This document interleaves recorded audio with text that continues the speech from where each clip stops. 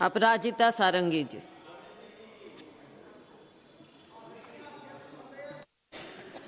I rise today as a woman member of Parliament with immense pride and a deep sense of satisfaction to support the 3 bills that were placed by the government on the floor of the House today.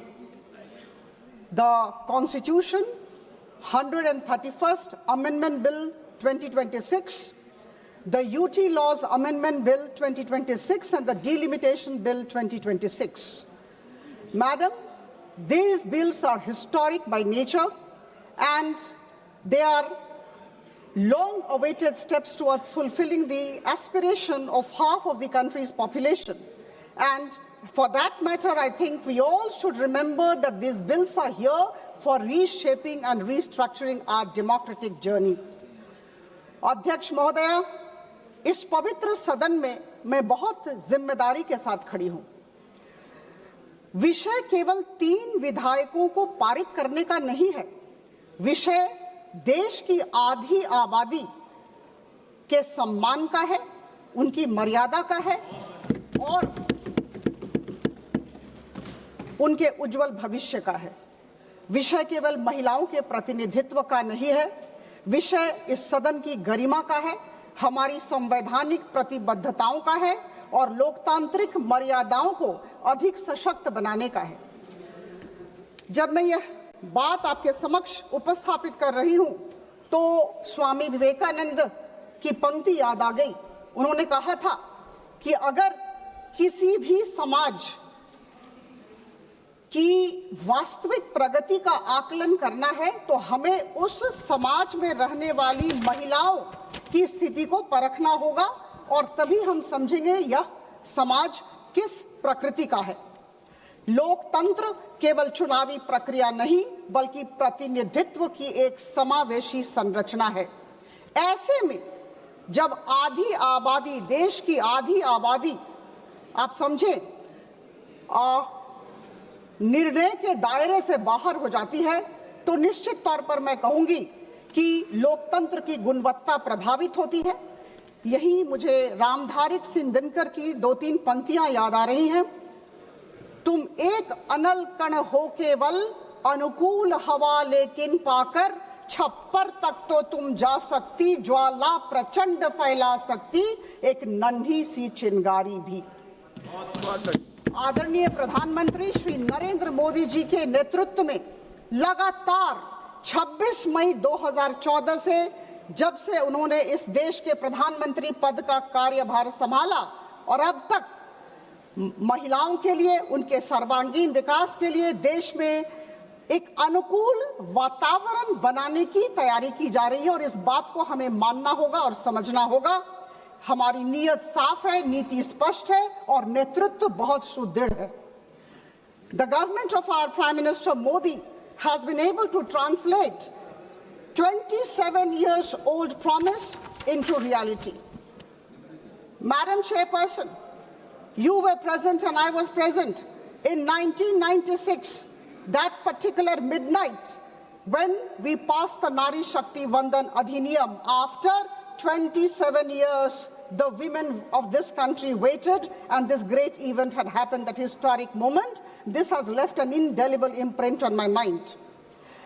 Since 1996, the Women Reservation Bill had remained a symbol of unfulfilled aspiration, and today we can proudly say that this particular house and the other house, the Parliament has taken a decision that 33% of the seats in the Lok Sabha and in all the state assemblies and in the National Capital Territory of Delhi Assembly would be reserved for women.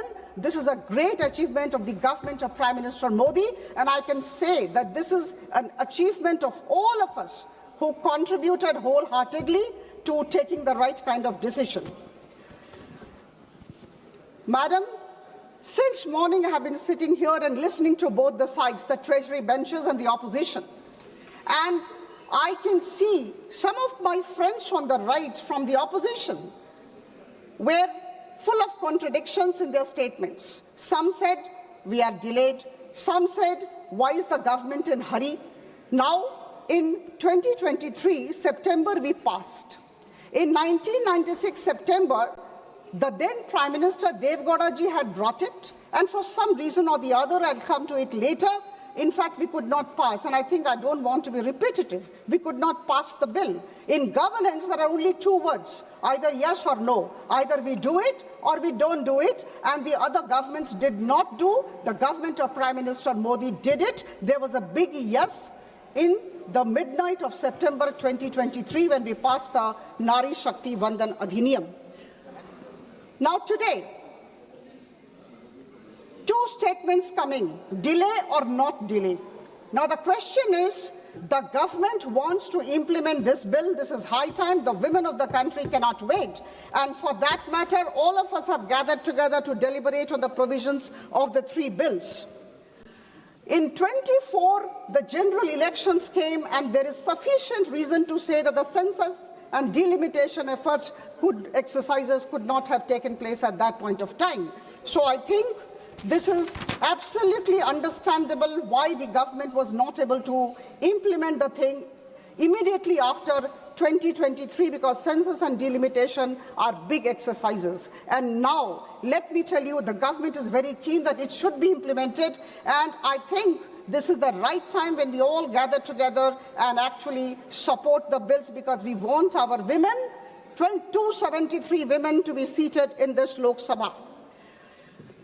Madam Chairperson, it is pertinent to mention here that the three bills will facilitate the process of delimitation. Now here, at the cost of being repetitive, I would like to say that in 1971, the census had taken place. In 1976, on the basis of that census, the delimitation took place. The allocation of seats were done. The territorial jurisdictions of the constituencies were finalized in the year 1976 by the then Delimitation Commission. Now we have to understand, after a passage of 50 years, this government, the government of Prime Minister Modi, is revisiting the allocation of seats, and it has told very categorically, very convincingly, that there would be 50% increase in the number of seats which are there with the state assemblies and in the Lok Sabha and in the state assemblies. So this is amply clear that we are not going by the census 2011 figures to decide on the allocation of seats. I think this has to be kept in mind. This is just 50% increase, 50% addition to whatever number of seats that we have, and we have heard our Honorable Home Minister and our Honorable Prime Minister in the morning. Now there are a couple of features all of us are aware of, but please allow me a couple of minutes to dwell on the features of these three bills. The first bill, very important, the Constitution Amendment Bill, the 131st Constitution Amendment Bill, talks of amendment of 6 articles of the Constitution, 81, 82, 170, 330, 332, and 334A.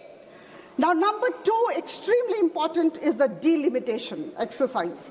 We have to understand, my dear friends, both right and left, unless and until we have the delimitation exercise, we just cannot go for reservation of seats. Which seat do we reserve?